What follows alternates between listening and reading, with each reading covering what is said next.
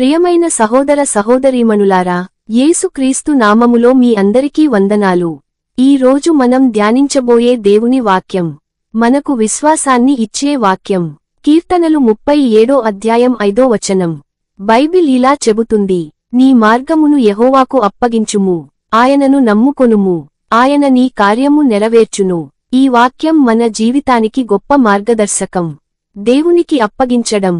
మనము చాలాసార్లు మన సమస్యలను మనమే పరిష్కరించుకోవాలని ప్రయత్నిస్తాము.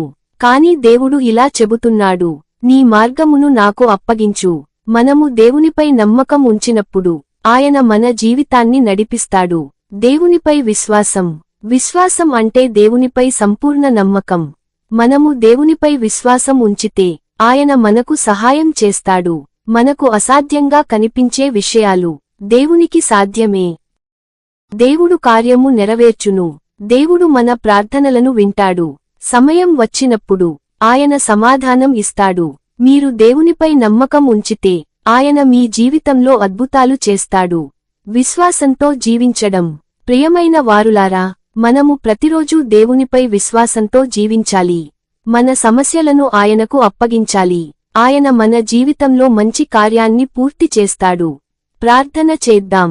ప్రియమైన పరలోక తండ్రి, ఈ రోజు నీ వాక్యమునకు కృతజ్ఞతలు.